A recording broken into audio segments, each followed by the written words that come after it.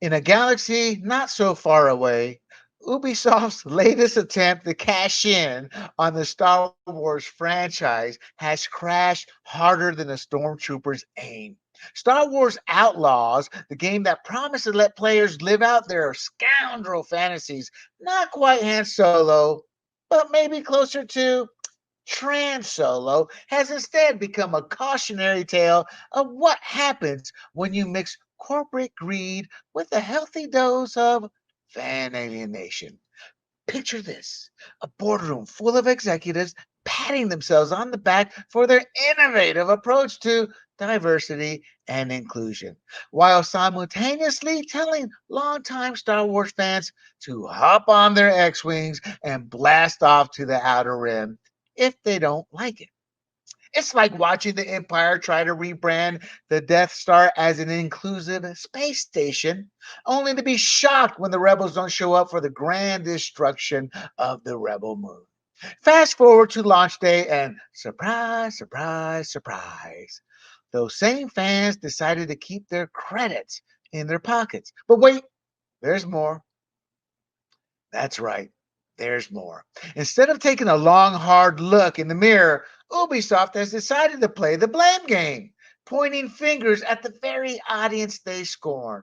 It's like watching the Sarlacc pit slowly digest its own tentacles, painful, prolonged, and utterly self destructive. So put your lightsabers away and settle in for another episode of How Not to Run a Gaming Company. Today's feature presentation: Ubisoft's masterclass in turning the Force into a farce.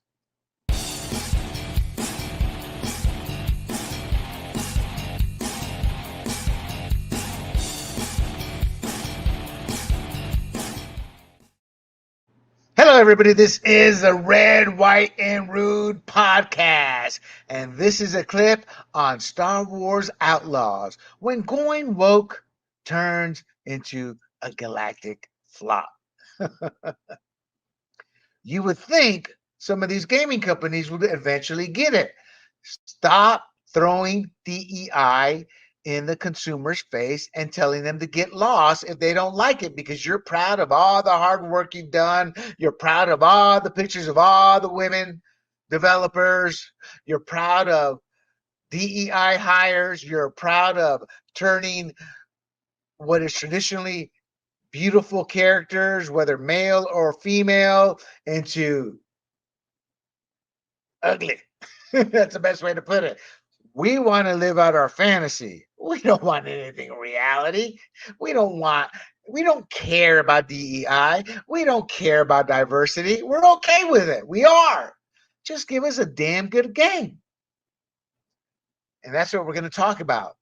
We'll be diving deep into the game's sales performance, the controversial woke elements, and the overall reception. Star Wars Outlaws is it's Ubisoft's open world action adventure game set in the Star Wars universe, and it has reportedly sold 1 million copies in its first month of release. It's been maybe a month and a half now, and I haven't got any updated data on it. But 1 million copies, you're like, wow, that's pretty good. In the record industry, that's platinum. Not in the gaming industry. While this might sound impressive, it's actually lower than expected for a major AAA release, especially with the Star Wars brand behind it. There was a time you could put Star Wars on anything. I mean, look at those terrible prequels. They were still making billions of dollars. And give it to the woke companies, even with they can still mess those up. So let's start with the official company statement here. Ubisoft really hasn't provided an official sales figure, but CEO Yves Guy Lumeau, I had to look up how to pronounce that because he's French. Yves Guy Lumeau described the game's performance as softer than expected in an internal memo.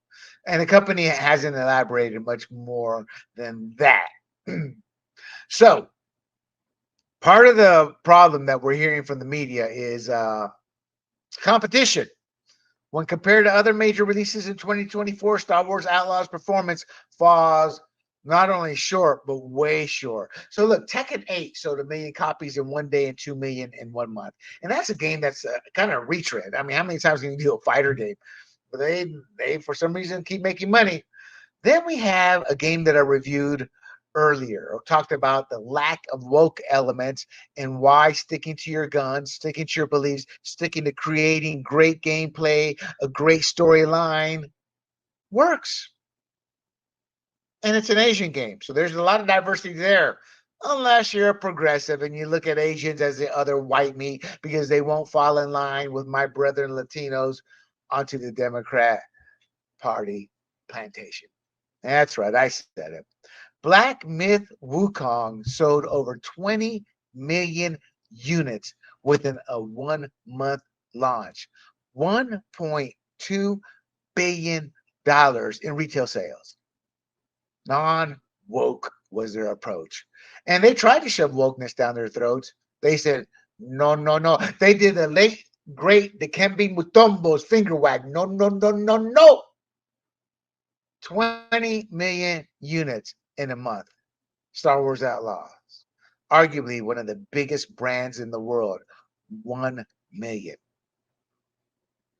And this was something odd. Usually, as you get closer to a game's release, the marketing comes up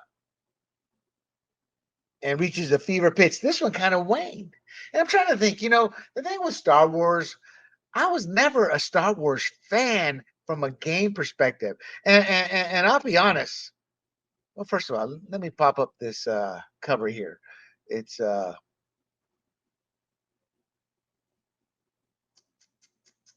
let's see, here we go. Let's see. Actually, maybe not. Screen one. There we go.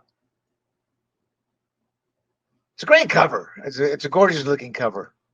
You know, see all my little icons down there.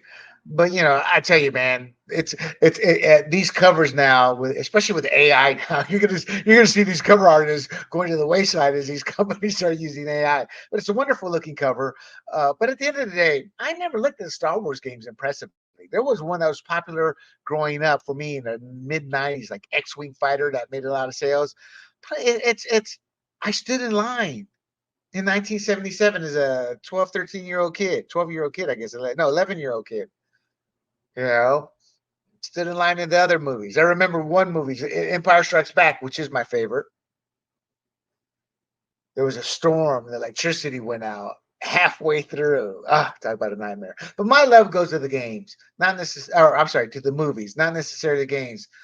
But you can only make so many movies, but you can keep making games over and over and over and expand the universe. And that's what they've done. And since George Lucas sold it to Disney, Disney has licenses like there's no tomorrow. There's 10 zillion Star Wars series now. Terrible remakes. In fact, the J.J. Abrams remake was nothing but his version of Star Wars was nothing but a remake of the first original movie. So some of the issues of has been IP fatigue. Some users suggest a Star Wars brand may be experiencing fatigue due to Disney's handling of the franchise. Yeah, I think not only that, the Disney franchise has set this back because of the simple fact that the acolyte and others that just shove the wokeness. I don't care if somebody's gay. I don't care if somebody's trans. I used to be pretty decent friends. No, I used to be pretty decent acquaintances. A friend knows my family, knows me, knows I know about them. So in life, you meet 10 zillion acquaintances who you can become tight with at the event you're at and things like that, but you never really become friends once you leave. It's kind of like work. You know your work buddy inside and out, but y'all don't associate off work. So I really reserve the term friend dearly to me. And but I was pretty tight at events with a trans person. I had gay friends who are gay, so I don't care. What I care is when you're shoving that down my throat, trying to make a cultural statement, and for me to look at it from the perspective you want, which is what Disney did with their Star Wars franchise, and what Ubisoft allowed to happen with Star Wars Outlaw. So, of course, there's not only going to be IP fatigue, there's going to be IP hate. Then there's a criticism about the game featuring a female Han Solo clone instead of capitalizing on more popular elements of the franchise, such as the Mandalorian. I don't even care about that. I'm gonna just create a new character.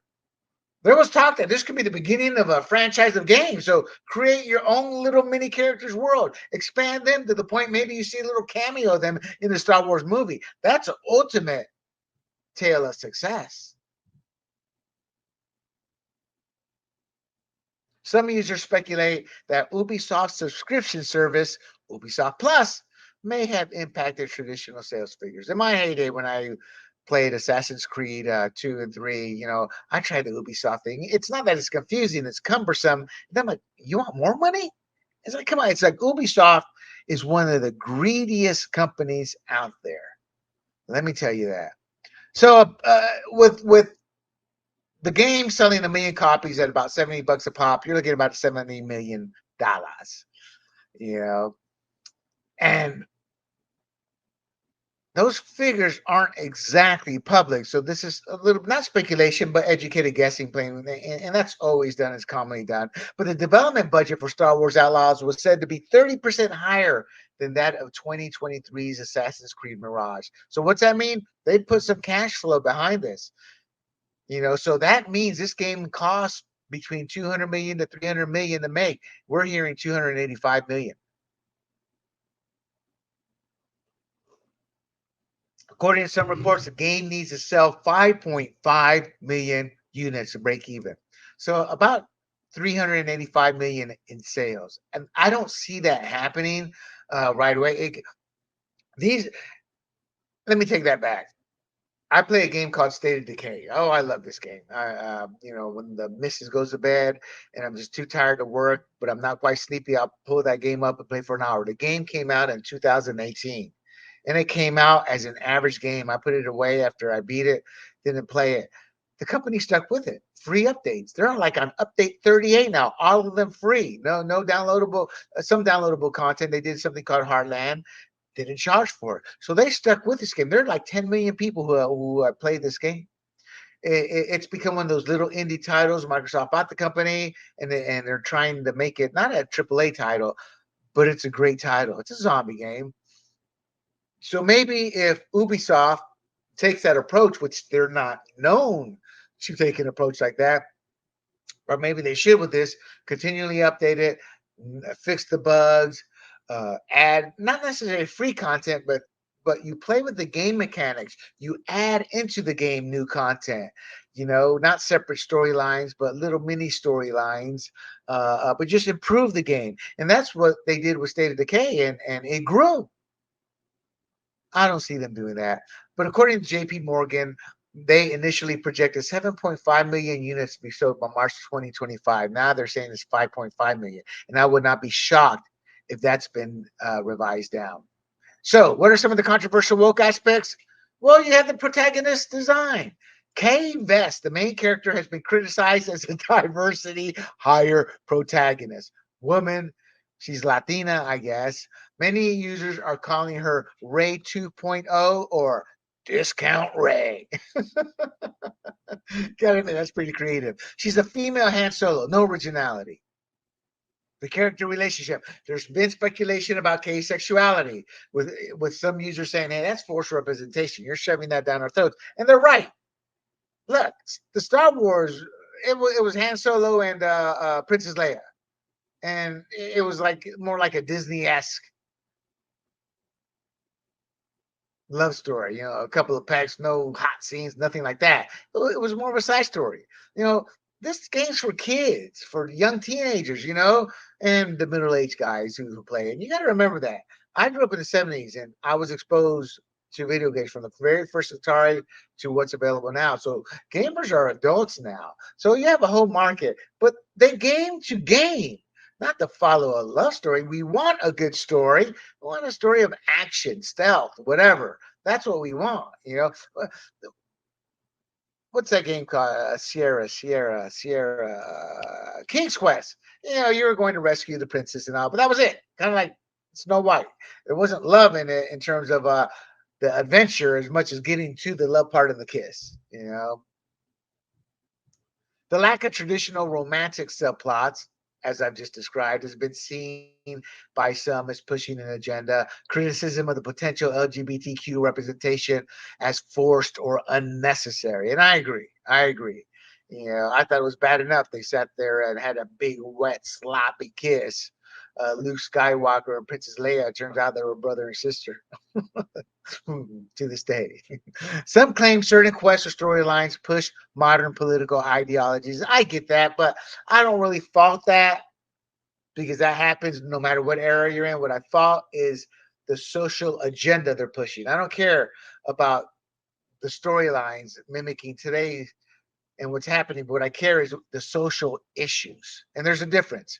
Criticism of the game's attempts to address contemporary social issues, what I just said, in a galaxy far, far away. So you think they're having these same issues out there in Andar? Oh man! So the marketing approach and promotional materials were criticized for focusing too much on Kay's gender or background. Again, shoving their social norms down our throats that we're not asking for. You want to market this, you market, you find your demographic audience, then you build the game marketing around that, not social ideologies you want to push. That I mean, that's you want to look at one reason for your soft sales. There you go. You know, and there's comments like they care more about checking boxes than making a good game. Those are common from fans out there. In essence, Ubisoft, stop worrying so much about diversity and inclusion in a marketing campaign and worry about marketing the game. If it's a good game, we don't care about the diversity. There's a show we're watching. Uh, it's a very good show. And of course, they shove the social issues down your throat. I can't remember. It's a detective in Georgia. Well, he's a white blonde in the books. They adapted him. He's a Latino. I'm Latino. I don't care. I didn't know he was a white blonde. Story was great. Yeah, but why did they switch him? For today's social ideology. But in this case, the show itself is pretty good. Literally an all black cast with a couple of white people in there. You know, so I don't care. I enjoy the show. So when you have a good storyline, when you have a good show, a good game, a good movie, we don't care. Nobody cares. Some claim the development team is more concerned with politics than game equality or game quality, excuse me. Humberly Gonzalez, who plays Kay Vess, she quote, yes, to be a leading woman, not just in the Star Wars story, but in the video game industry, which also tends to have a lot of limitations and misogyny and kind of in and out politics of who can be a part of it and who you want to play as. That's just a bullshit answer.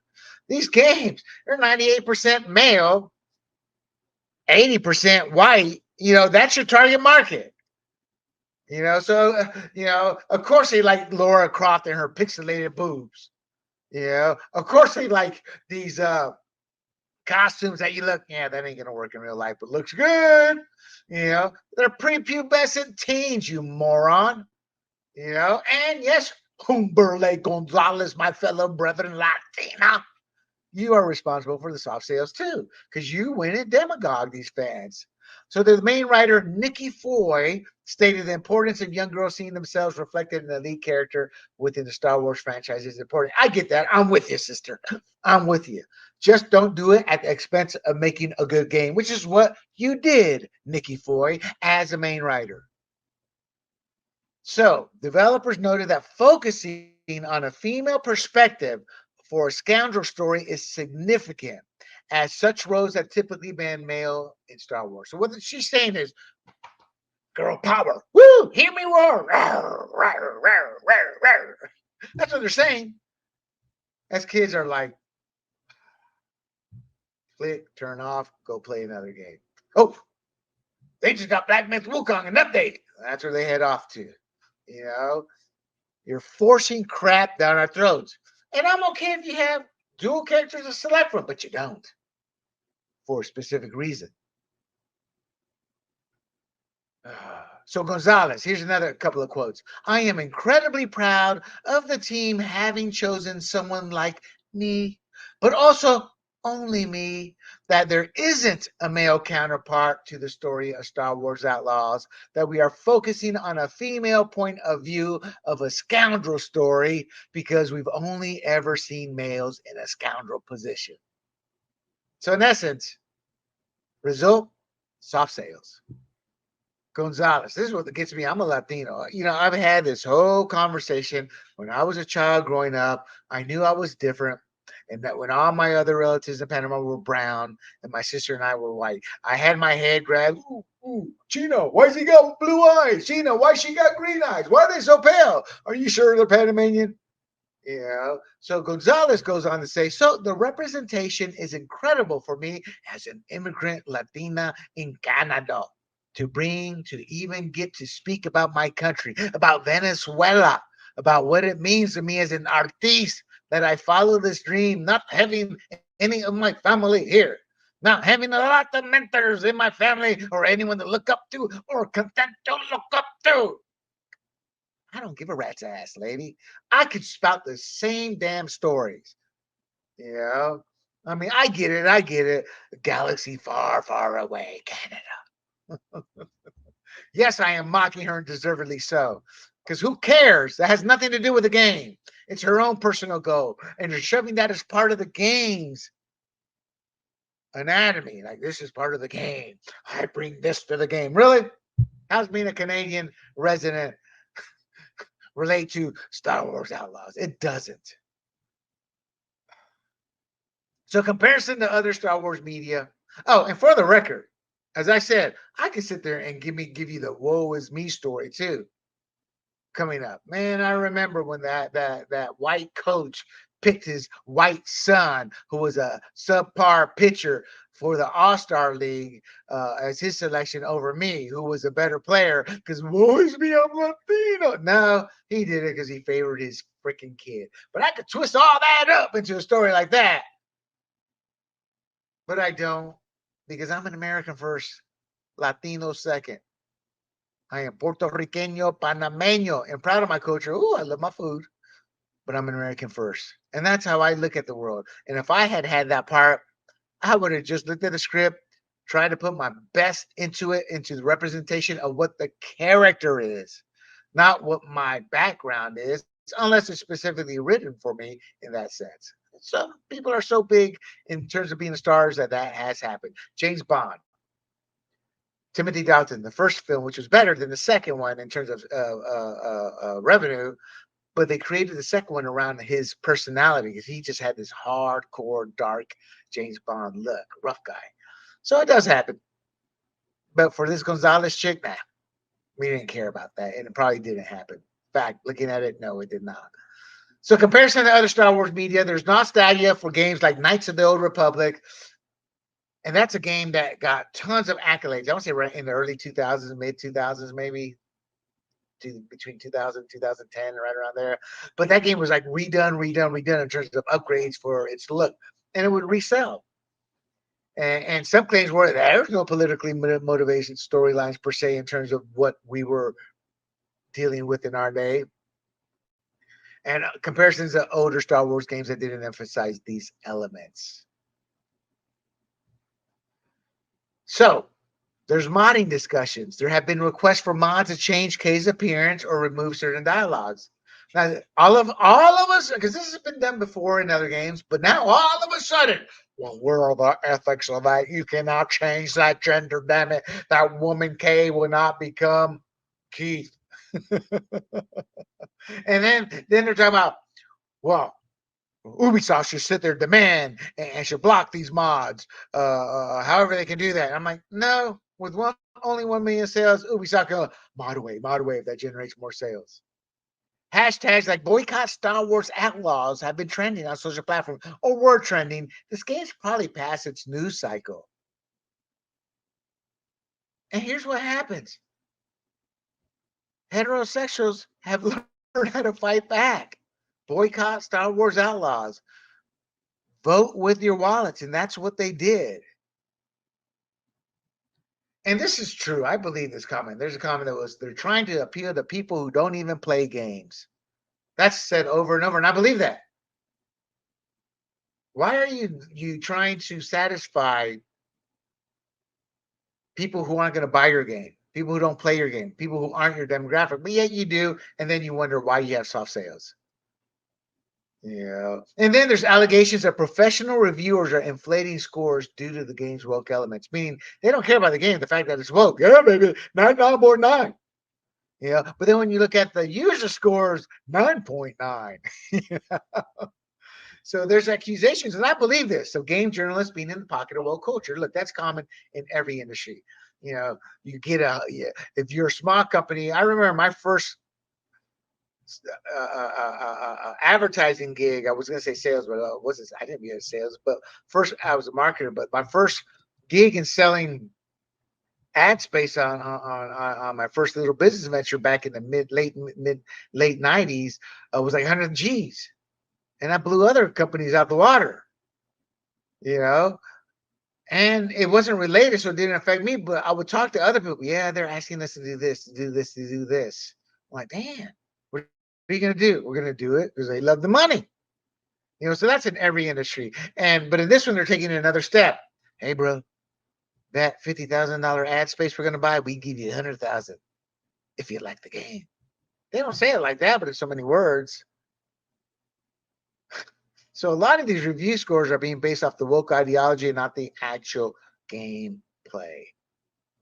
So in conclusion here, while Star Wars Outlaw has achieved significant sales, it's fallen way short, way short of expectations. So, and the reasons span from technical issues such as glitches, game players reviews, and then also you have game fatigue and market competition. But a major factor is also the controversy of the woke elements that have dominated the discussion more than everything else that I just said.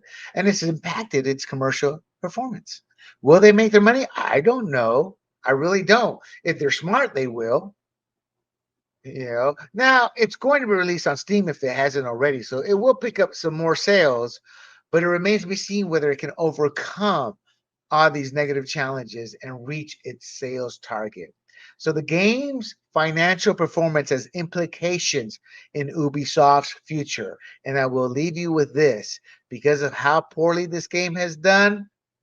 Assassins, may as well say Assassin's Greed, because that's how Ubisoft's looking at it. Assassin's Creed Shadows has been shelved. So they're fixing things. And they haven't said it, but internally, some memos have alluded to they got to fix the woke element. They've got to fix the racism they put in there. Ubisoft's not their company. I wouldn't say their company's on the line, but they have another AAA. You're talking $500 million between two games, and they both tank Assassin's Creed Shadows as this one's tanking. Woo! Not only are heads going to roll, there are going to be devastating changes to that company's corporate life, corporate culture. And in a way, that's a good thing. Just because you put out great games in the past doesn't mean you're going to keep continuing that. And if you don't, then you don't deserve to be around. That's called market competition. I always marvel at how Target took over Kmart. You know, Walmart took over Sears. You know, it's just transition. Once you become a big corporate monolithic culture that is slow, a behemoth, you will lose ground. The smaller, nimbler companies, like the small company that made Black Myth Wukong. So thank you everybody for listening and watching. And you can find this clip and others like it at grumblingsmedia.com, as well as our social media platforms, YouTube, Rumble, Pandora, Apple, and Spotify. This is William Del Pilar for the Red, White, and Rude. And until next time, my friends, oh, do not forget to like, share, and subscribe. But until next time, I bid you adieu.